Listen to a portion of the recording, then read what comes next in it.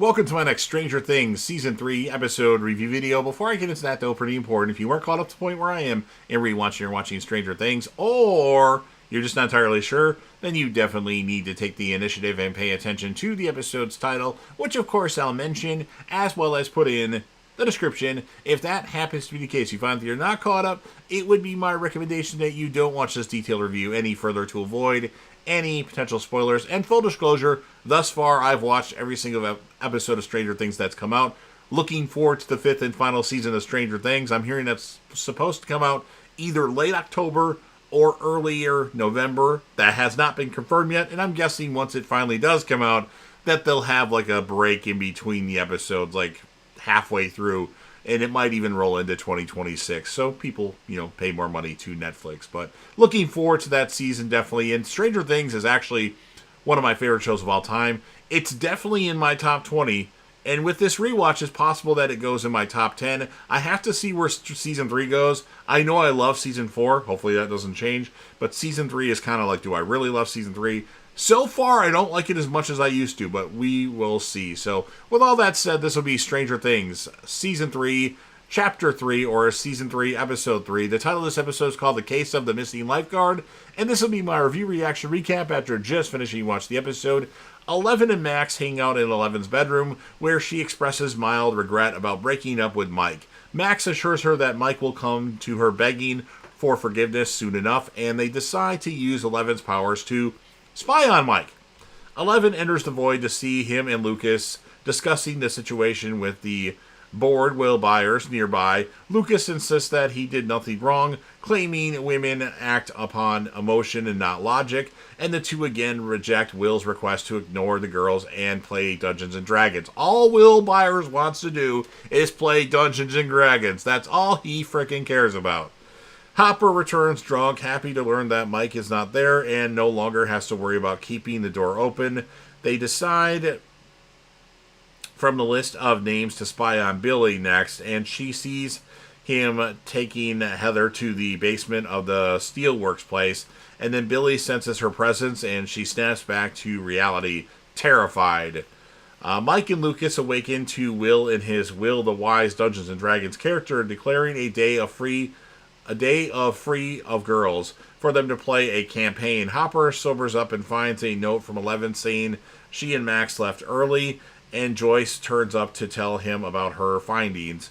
He is more annoyed with being stood up and that she spent the night with Scott Clark instead of him. He only stops when Joyce asks him if it could be Hawking's laboratory starting up again, and he agrees to go, if only to prove her wrong. As he gets dressed, Hopper claims she invented the magnet connection to get out of the date. Max and Eleven walk to her house where she awkwardly tries to explain why a girl would be screaming for good reason in reference to sex before they arrive. Finding Billy not there, they check his room and find a bath full of melted ice and a bloody lifeguard pouch and a whistle in the bathroom trash. Nancy presents Jonathan Byers' picture of the crazed rat to the journalists at the Hawkins Post, explaining that the people all over Hawkins have reported rats eating their chemical products. They laugh her off. Robin continues to translate the Russian code at work. Erica St. Clair interrupts her to get more free ice cream samples. Steve and Dustin stake out the mall for suspicious characters, and Dustin suggests Steve ask out Robin, which he is opposed to. Mike and Lucas participate in the campaign until the phone rings, thinking it may be the girls.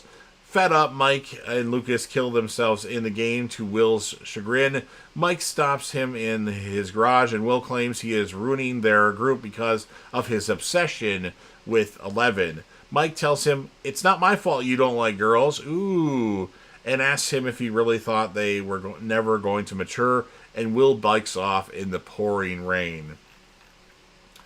Eleven and Max visit the pool and has a pool worker identify the items they found as Heather's, who is off duty. Eleven steals a picture of Heather off the employee board and she and Max sneak into the showers, where she enters the void again in an attempt to find her. She enters a house with a red door and finds Heather submerged in an ice bath. She rises up and begs Eleven to help her before falling through the floor, seemingly floating down through a body of water. Hopper and Joyce break into the long-abandoned Hawkins laboratory.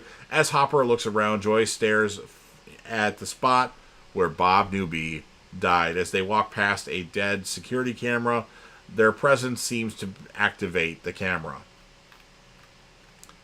Steve and Dustin follow a suspicious man, but he turns out to be a jazzercise instructor. Robin completes the code with a trip to China. Sounds nice if you tread lightly. Unable to figure out what it means, a Starcourt Mall worker arrives to give her a shipment of ice cream, and she notices he works for Lynx Transportation, the logo of which features the silver link. She realizes a trip to China references a Chinese food restaurant in the mall. If you tread lightly refers to a shoe store, and blue and yellow are blue and yellow hands of a massive clock in the mall. She hands meeting in the West at 9:45. She triumphantly tells Steve and Dustin she cracked the code, and then Bruce continues to taunt Nancy. She tells Jonathan they should catch the sick rat caught by Mrs. Driscoll for proof that the story is legitimate.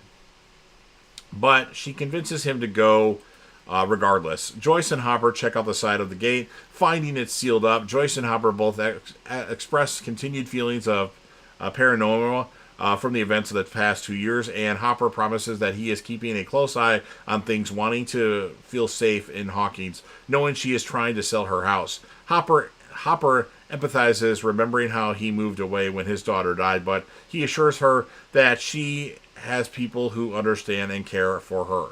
The moment is interrupted by a noise from somewhere in the lab, and Hopper goes to investigate the noise.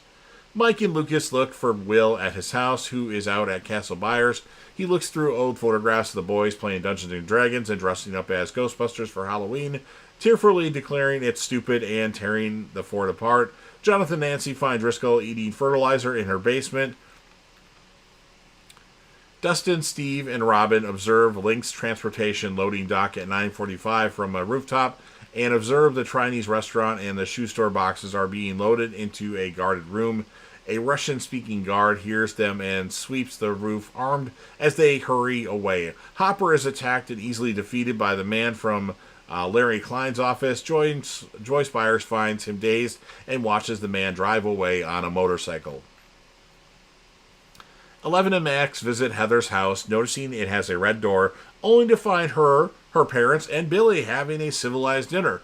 Billy casually and politely introduces Max as his sister. When Max asks why Heather did not come to work, Billy explains that she was feeling unwell. They leave as Billy watches, somehow recognizing Eleven as the one who closed the gate.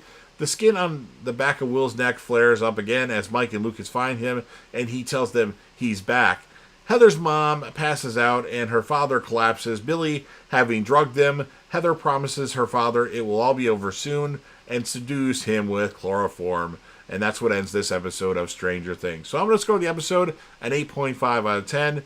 And my characters of the episode are going to be 11 and Robin, because Robin cracked the code and 11 was going into the void a few times here and there. So you've heard everything that I have to say. Now it's your turn. If you're a fan of Stranger Things and you want to help me out with the YouTube algorithm, please make sure that you Hulk smash the like button, share the video with a friend, put this video on any one of your social media platforms. Don't forget to sound off in the comment section about what your thoughts are on this episode of Stranger Things. What would you rate it, and who would you choose as a character or characters of the episode? And then last but certainly not least, don't forget to hit that sub button. You're watching the video anyway. Subscribe to the channel. Help me get over 100,000 subscribers. Yes, I set my goals pretty high. Join the team, show your damn support, and be a part of something special. And you never know what you're going to see on JDev TV.